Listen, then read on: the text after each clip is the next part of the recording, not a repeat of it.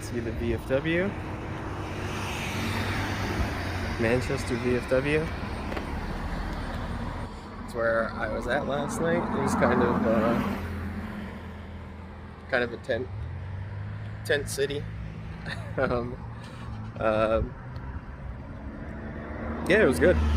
Manchester is a great little town. Everything's so convenient. Price Chopper right across the street.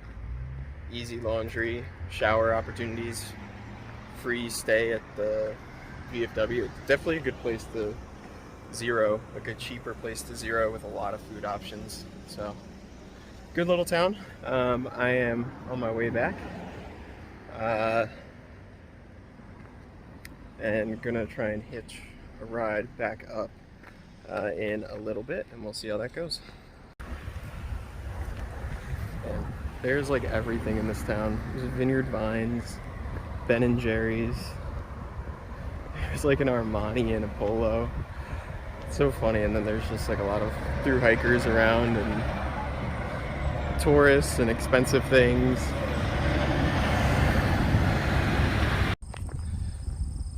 Man, I've had a rough time trying to hitchhike back to the trailhead. Coming down, I got it right at the parking lot. Here I've been walking for 20 minutes. No bites. I don't know what's up. I'm actually like cleaner than I was before.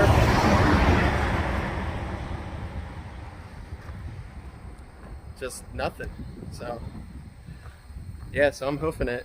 Definitely adding some distance on the day-to-day, but I don't know what else to do. I'm not just gonna stand here in the heat. Might as well keep moving. But yeah, not the greatest start to the day. We'll see. Maybe I'll get something. So literally as I finished recording the last one about being pessimistic about getting a hitch, got a hitch right back to the trailhead. It was some lady from Vermont who has like kids who were doing the long trail. So makes sense. I figured like people doing this like have some kind of connection to the trail. So yeah, there was some Gatorade at the trailhead, so I'm gonna have this and then back on trail. But yeah, happy I did not have to walk up that Vermont Route 30. It's like Route 30/11. Yeah, it would have been a pretty bad start to the day with a straight uphill highway climb. So yeah, nice, successful hitch. This is probably the sketchiest road crossing of the trip so far. Like cars just like whipping around curves. Really not great visibility. Yeah, there's a car coming around this turn. Back in the woods. I think my strategy so far, if you haven't noticed, is like to not take zeros. I mean, I've taken two zeros, 2 Neros, near 0 days, where I think I was like under 5 miles. But what I've done lately is like go into town and still do like 10 to 15 miles that day. Try and wake up at a decent hour, do the 10 to 15, get off trail, and as long as I'm in town by like 1 or 2 p.m., I can get done all the chores and resupply and have enough time to actually relax. So I think that strategy is working for me. We'll see if my body holds up, but right now I think it's doing pretty good.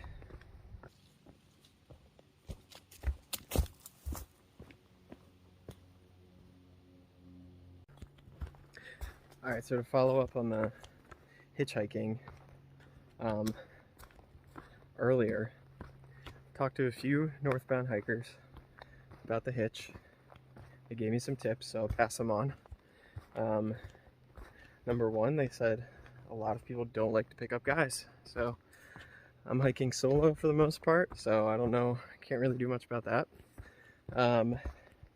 Two, they said to face the car, so make sure you're, walking on the side of the street that you want to go, but turn and face the cars and kind of look at them and make sure you're like you're making eye contact with the people, and try and smile and make yourself presentable, and also to not always discount the other side of the road. So I was not doing this at all. I was only trying to get cars that were going my way. They said to really don't discount the opposite side of the road, and to, you know, they've had a lot of times where people have just made a U-turn and picked them up. So if you're already trying to get a hitch, you might as well try and get it from both sides. And then lastly, they said don't be afraid to go into a parking lot and just talk to people and say, hey, like, I'm an Appalachian trail hiker. Can you just drop me off at this trailhead? It's, you know, 1.5 miles away. And that sometimes once they hear that you're an Appalachian trail hiker and they know where the trailhead is, they don't really care. But if they just see you walking down the street, sometimes they're less likely to pick you up. So those are all good tips. So I will try them. I was already doing some of them, but it's good to hear people who've come the whole way up to this point and who have hitched a lot more than me with some tips. So we'll try them out next time. Just stopping for lunch at this little spot, and I got a nice view of Manchester Center. So again, get good views of where I was coming from. So I packed out a bagel from the shop this morning, so I'm gonna have that. Maybe something else. I could probably eat a little more than just a bagel, so I'm gonna do that and then keep making my way towards Stratton Mountain. There's like a few mile road walk right here that I've just been crushing. I've probably just been going like 3 miles an hour through this whole thing. Okay. As I say that, the trail like turns up there, but there's no trespassing, and I see the blaze right there. So.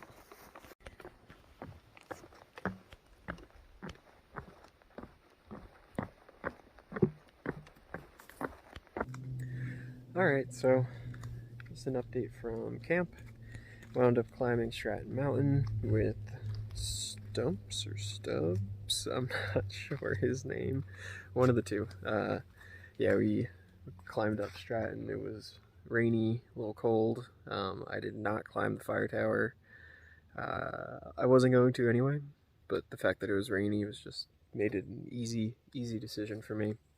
Yeah, and then we kind of went down Stratton and found a good little stealth camping spot. I'll put pictures at the end of the video. Making Spanish rice and tuna, so a staple for me. Just waiting for it to soak. Yeah, and tomorrow I might do a bigger day tomorrow. Try and push 20. I think I can definitely do 20 tomorrow. I did 15 today, out of town, and that was with a bagel run in the morning and a Starbucks run. So if I can do 15 with that, I can do 20. So yeah, I'll pick it up tomorrow. Thanks again for the support. And yeah, that's it. Good night.